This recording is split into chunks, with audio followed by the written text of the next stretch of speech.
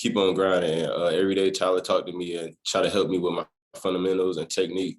And Matthew Butler too. He stayed with me after practice for we get extra working.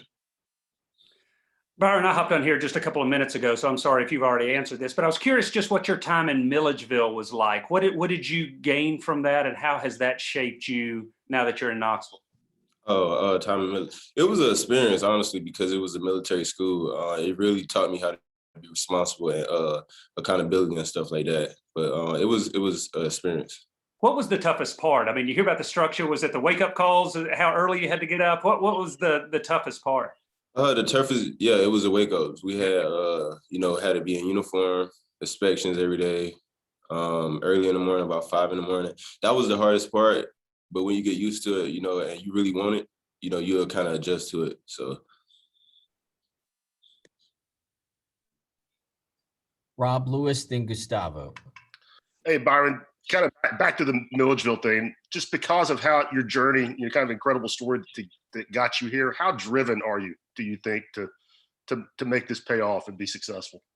No, I'm really driven. When I look back at how, I started, at Milledgeville, I tried out, it really shows me that, I really have a reason of being here. It showed me I could fight through a lot of adversity. So, yeah, I'm really driven right now. Brian, I know there's been already 2 scrimmages at Inland Stadium, but Saturday's going to be an orange and white game. How excited to have this kind of like practice, but like a game with fans and everything? How excited are you? I'm really excited. We were practicing so hard this whole spring. I really feel like we made a step forward. So I'm ready for Saturday. Will Backus, then Brent Hubbs. Yeah, Byron, a little bit off the football path. I know you guys were practicing yesterday, but I was just wondering what your reaction was to Derek Chauvin's sentencing and kind of what the jury's decision meant for you. Honestly, it was a relief. When I seen it, I feel like we made a step forward. We still have a lot to do with, in our society and stuff like that. But that was a big step forward right there. Byron, back to football and kind of your journey. Can you put into words kind of what the last year or 9 months have been like? I mean, you're trying to get everybody to find you, and there's no evaluations because of COVID. You can't take a visit. You're at Tennessee and really haven't seen anything. What's it been like, and when did you get comfortable? Like, okay, I'm in the SEC. I'm at Tennessee. I made it. I accomplished that goal. When did you get comfortable at Tennessee? Honestly, my journey was tough, with COVID and everything. The past year, 2 years, I was really uncomfortable. So something my coach always told me, you got to get used to being uncomfortable.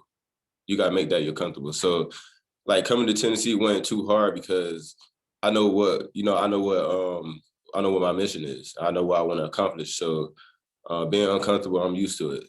So it was kind of easy. Did you have doubts? I mean, with COVID and everything, did you have doubts that somebody would find you and that you would get a chance? No, sir, I didn't, because I know my ability and how hard I work. My dad always told me, just keep working hard. Your work, you're going to pay off. Somebody's watching, so.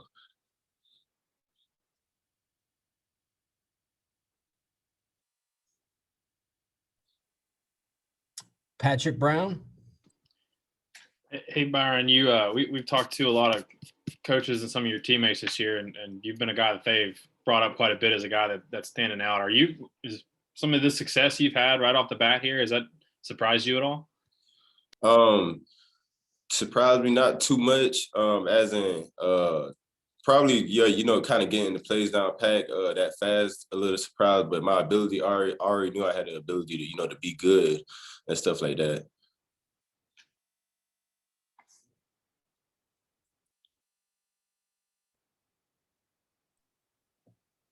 Eric Kane and Ben McKee. Hey, Byron, I just jumped on here, so I apologize if this has been asked as well. But I remember speaking with you after Jeremy Pruitt was dismissed and Josh Heupel came into the program, and I asked you kind of your thoughts. And you said, well, kind of what you just said, adversity's kind of been my thing the last couple of years, so I'm used to it. But, how is it now being in here with this system, with Coach Heupel, with Tim Banks? And it looks like you're really finding yourself a nice home. Honestly, I love it. We one big family.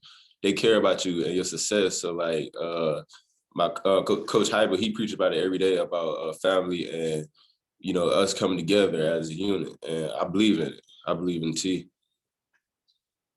Byron, you talked about Coach Garner. You also get to deal with Coach Eckler. Just what's it like to be coached by two fiery guys? And I imagine practice can be interesting at times with Eckler and Garner, both coaching up the D-line outside backers at the same time. Oh, yeah, it's never a dull moment. Coach Eckler, he's always fired up, lots of energy. Coach Garner, always fired up. You would never, you know, he always going to have you on your toes. Never. He always going to be on you. So that's what I like about him, that he cared enough to be on you, to talk to you. Vince? Byron, two things. One, how much do you think you will split time, or what ratio would you say of the split time between your hand down at defensive end versus stand up at that outside backer position? How does that percentage work out? And then two, is there one of those two areas that you feel like you have excelled at more here during spring practice?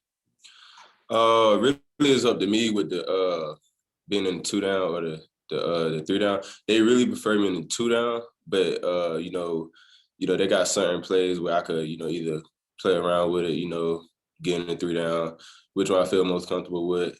And what was the second question? Is there an area, whether it's 2 down or 3 down, that you feel like you've excelled at the most?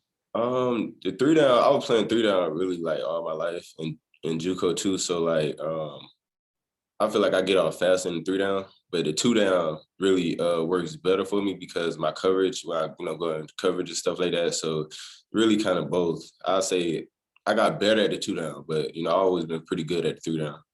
So do you always have that freedom to make a decision on how you want to line up, or is it just certain situations?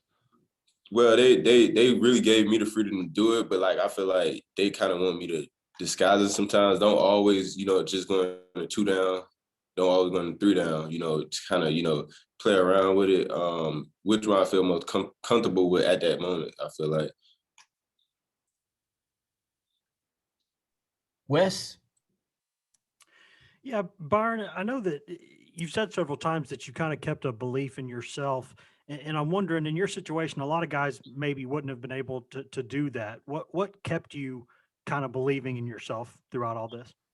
My family, they, you know, spoke with me every week about keep on grinding every day. And my coaches at GMC, I practice every day hard, and they told me that they're gonna get me out, you know, because I put good film good tape on the film and stuff like that. So they said, just keep working, keep believing, you know, come in every day, and then we're gonna get you out. And that's what they did. Were there really never any days where you kind of felt like, all right, I just can't do this anymore? Because, you know, because a lot of guys, it's a struggle, you know, the game is. And I'm just wondering, were there times where you were ever like, I just can't do this anymore? No, sir. I was one of the leaders on the team. So like, you know, I'm one of the older guys on the team. So like, I feel like if I started, you know, disbelieving, the other guys gonna watch me do it, and then they're just gonna follow after my footsteps. So I had to be a leader at the moment. So that's what I did. Thanks, BY, for your time. Thank y'all.